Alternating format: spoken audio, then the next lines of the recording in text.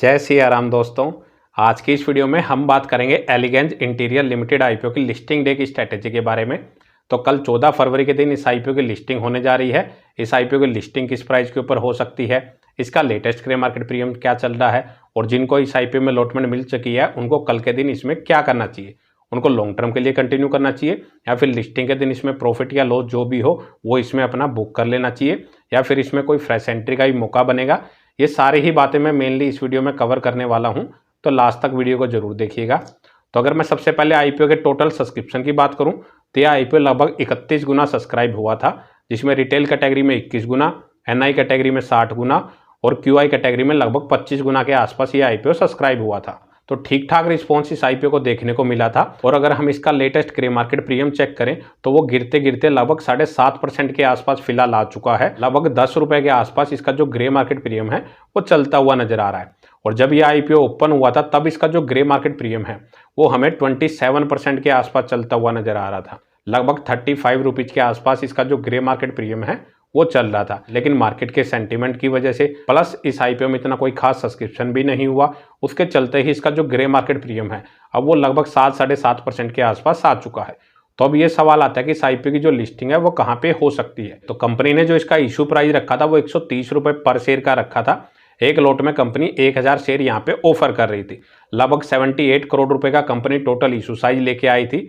तो इसकी अगर हम लिस्टिंग देखें तो 130 रुपए इसका इशू प्राइस था, 10 रुपए का ये लिस्टिंग इन करंट के हिसाब से देता हुआ नजर आ रहा है। तो 140 रुपए के आसपास इसकी जो लिस्टिंग है वो फिलहाल करंट ग्रे मार्केट प्रीमियम के अकॉर्डिंग होती हुई नजर आ रही है। लेकिन मेरे को फिलहाल ये लग रहा है कि जैसे अभी मार्केट की जो सिचुएशन बनी हुई है, पिछले 2-3 आईपीओ भी जो एसएमई आईपीओ लिस्ट हुए हैं उनकी जो लिस्टिंग है उनके करंट ग्रे मार्केट प्रीमियम से नीचे के ही प्राइस पे हुई है। तो मैक्सिमम जो चांसेस है यह आईपीओ हमें या तो फ्लैट प्राइस के ऊपर लिस्ट होता हुआ नजर आ सकता है या फिर 4 से 5% के डिस्काउंट पे इस आईपीओ की जो हमें लिस्टिंग है वो होती हुई नजर आ सकती है। तो अब सवाल ये आता है कि जिनको अलॉटमेंट मिली है वो इसमें क्या करें। तो बेसिकली जिन्होंने लिस्टिंग गेन के लिए अप्लाई किया है तो कल के दिन आपको जितना भी लिस्टिंग गेन इसमें मिले 5%, 10%, 20% आप अपना प्रॉफिट इसमें बुक कर सकते हैं। और अगर किसी ने लॉन्ग टर्म के लिए उससे अप्लाई किया है तो लॉन्ग टर्म के लिए होल्ड करने के लिए आप पहले कंपनी के बिजनेस को समझिए।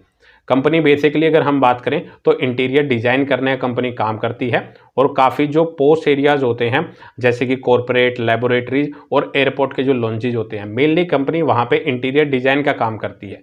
फाइनेंशियल कंपनी के ठीक ठाक हैं, 155 करोड़ से 223 के आसपास कंपनी का रिवेन्यू हो चुका है पिछले 3 सालों में और 5 करोड़ से बढ़ के कंपनी की प्रॉफिटेबिलिटी लगभग 12.25 करोड़ के आसपास हो चुकी है। 54 करोड़ के रिजर्व हैं, 32 करोड़ की डेप्ट नजर आ रही है। मार्केट कैप अगर देखें वो 294 करोड़ की है, डेप्ट टू इक्विटी रेशियो 0.8 का है, 16 के मल्टीपल पी पे आईपीओ को लेके आ रही है।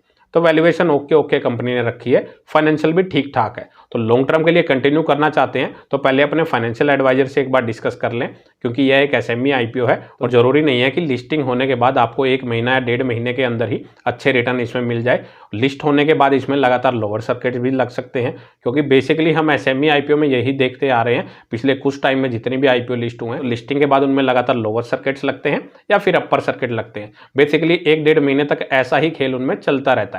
तो उस चीज को आप जरूर ध्यान में रख लें और अपने फाइनेंशियल एडवाइजर से जरूर डिस्कस कर लें इसको लॉन्ग टर्म के लिए कंटिन्यू करना चाहिए या अवॉइड करना चाहिए। और फ्रेश एंट्री के बारे में अगर कोई सोच रहा है तो फिलहाल जो मार्केट की कंडीशन चल रही है उस हिसाब से अगर देखें तो आप जो न्यूली लिस्टेड कंपनियां हैं जो नए नए आईपीओ भी लिस्ट हो रहे हैं उनसे आप फ्रेश एंट्री करने के बारे में बिल्कुल ना ही सोचे तो बेटर रहेगा, उसको अवॉइड ही करें। जरूरी नहीं है मान लो आपने 5% 10% डिस्काउंट पे भी खरीद लिया तो वहां से उसका जो प्राइस है वो कितना नीचे गिर सकता है वो आप कोई भी आइडिया नहीं लगा सकते, उसमें आपको काफी लॉस भी लेना पड़ सकता है। जैसे अगर हम एग्जांपल लें तो अभी कुछ दिन पहले रेक्सप्रो एंटरप्राइजेज आईपीओ की लिस्टिंग हुई थी तो उसका जो इशू प्राइस था वो 145 रुपए का था और उसका जो शेयर प्राइस है अभी पीछे 70 रुपए के आसपास आ चुका था। अपने हाई से लगभग 50% तक उसका जो प्राइस है वो नीचे गिर चुका है। तो अब जिनके पास वो शेयर हैं वो काफ़ी इन्वेस्टर उसमें फंसे हुए हैं तो उनके पास होल्ड करने के अलावा कोई और ऑप्शन भी नहीं है, क्योंकि 50 से 60 हज़ार रुपये का लॉस उनको पर लोट या उससे ज़्यादा भी लॉस हो चुका है, अपनी जो वैल्यू है वो आधी हो चुकी है। तो उनके पास ऑप्शन नहीं है कि इसको होल्ड ही करना लास्ट ऑप्शन बचता है। तो एसएमई आईपीओ में ये रिस्क सबसे ज़्यादा रहता है। तो इस चीज़ को आप जरूर एनालिसिस करके ही चलें, क्योंकि जो एसएमई आईपीओ होते हैं उनमें रिस्क काफ़ी ज़्यादा होते हैं और रिवार्ड भी उसके अकॉर्डिंग ही काफ़ी ज़्यादा होते हैं, लेकिन उसमें रिटर्न वही कमा पाता है जो अपने सारे रिस्क एनालिसिस करने के बाद ही इनमें अपना अप्लाई करता है। तो इस वीडियो में इतना ही। अगर आपको वीडियो अच्छी लगे तो वीडियो को लाइक करें और चैनल को सब्सक्राइब करना ना भूलें। जय सिया राम।